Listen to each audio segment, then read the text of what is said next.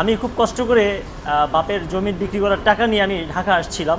তো এই 5 লক্ষ টাকা আমি বিভিন্ন director, cameraman, make-up man, model coordinator যারা আছে, মিডিয়া লাইনে যারা আছে, ক্যামেরার পিছনে যারা কাজ করে, তাদের পিছনে অনেক টাকা খরচ করেছি। একটা গ্যাপ আপনাকে কোনো মানে দেখতে পাচ্ছি না মিডিয়ায়, হোক মডেলিং, ফ্যাশন শো বা হচ্ছে কোনো নাটক এইসবে। তো কেন, কোনো সমস্যা কি না একটু জানাবেন, আপনার পার্সোনালি একটু জানাবেন। আচ্ছা, ধন্যবাদ, থ্যাংক ইউ। খুব ভালো একটা কোশ্চেন করছেন সাংবাদিক ভাইয়েরা। আসলে না দেখার অনেক রিজন আছে। প্রথম রিজন হচ্ছে আমি খুব কষ্ট করে বাপের জমি বিক্রি করার টাকা নিয়ে আমি ঢাকা আসছিলাম।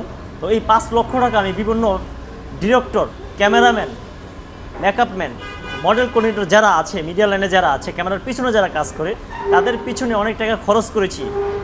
মগবাজার, মিডিয়া গলি, এফডিসি, বিভিন্ন জায়গায় গিয়েছি, ধারে ঘুরেছি, টাকা দিয়েছি, অনেক কিছু গিফট দিয়েছি। 5 লক্ষ টাকা চলে গেছে, কিন্তু আমি স্বপনই থেকে গেলাম, নায়ক হতে আর পারি নাই। সেই দুঃখে এখন আমি আর ক্যামেরার সামনে খুব কমই আসি, আর এফডিসির আশেপাশে এখন কমই ঘুরি। আচ্ছা, এই যে টাকা পয়সা বলেছেন দিয়েছেন, কেন দিয়েছেন? কেউ কি আপনার সাথে চেয়েছে কাজ দেখে, এরকম কোনো কথা নাকি আপনি তাদেরকে ইনভেস্ট করার জন্য দিয়েছেন?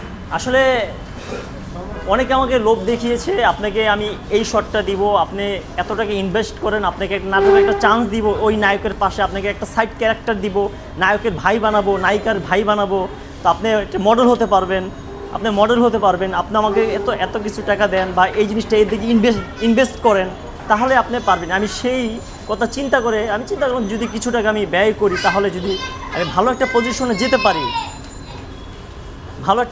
যেতে পারি বা মডেল হতে পারি বা নাটকের কাজ করতে পারি, তাহলে খারাপ কি? তখন তো অনেক টাকা ইনকাম করতে পারবো। সেই চিন্তা করতে করতে কয়েক বছরে আমার 5 লক্ষ টাকা খরচ হয়েছে, কিন্তু আমি প্রতারিত হয়েছি, আমি কোনো রেসপন্স পাই নাই তাদের কাছ থেকে। তার মানে সেই আক্ষেপের জায়গা থেকে, মিডিয়া থেকে দূরে। ইয়েস। তো এখন যদি এরকম কোনো সুযোগ আসে কাজ করার, আপনি কি কাজ করবেন নাকি মিডিয়াকে আপনি দূরে ঠেলে দিবেন? এখন না ভালো লাগছে না এরকম কিছু? আসলে মিডিয়া আমাকে দূরে ঠেলে দিয়েছে, আমি মিডিয়াকে কাছে নেওয়ার জন্যই আমি অনেক টাকা ব্যয় করেছি। এখন আমার কাছে কোনো টাকা পয়সা নাই, আমি কিভাবে ক্যামেরার সামনে আসব? আমাকে কেউ সাপোর্ট দিবে?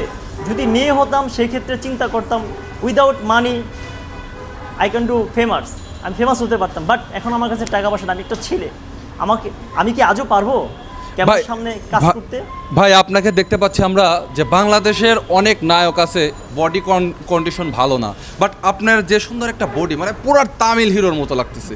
আসলে এই যে আপনার বডি কনস্ট্রাকশনটা ধরে রেখেছেন, তাও কেন বলছেন যে আপনি পারবেন না? হ্যাঁ, একটু জানান। আসলে আমি তো পারবো, আমি তো না বলি নাই, বাট যারা ক্যামেরার পিছনে যারা কাজ করেন, তারা যদি আমাকে নিয়ে কাজ করে, অবশ্যই আমি পারবো। আর বডি ফিটনেসের কথা বললেন, আমি অল টাইম বডি নিয়ে চিন্তা করি। এই পর্যন্ত আমার 15 থেকে 20 লাখ টাকা খরচ হয়েছে।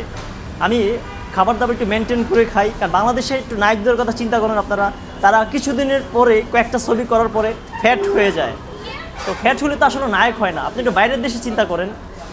তো আমি তাদের মতো বডি ফিটনেস ফিট রাখার জন্য অনেক কিছু মেনটেন করি, তো অনেক টাকা মূলত আমার ব্যয় হয়ে থাকে। তো যারা বিশেষ করে আমার ডিরেক্টর ভাইয়েরা আছেন, যারা ক্যামেরার পিছনে প্রডিউসার ভাইয়েরা আছেন, যদি আমাকে নিয়ে কাজ করতে চান, তো আমি গ্যারান্টি দিয়ে বলতে পারি ইনশাল্লাহ নাটক, মডেলিং বা অন্যান্য ক্যাটাগরি যে ফিল্মগুলো আছে, সুপার ডুপার হিট হবে ইনশাল্লাহ। যদি হিট না হয়, তাহলে তার ডবল টাকা আমি স্বপন খান দিব।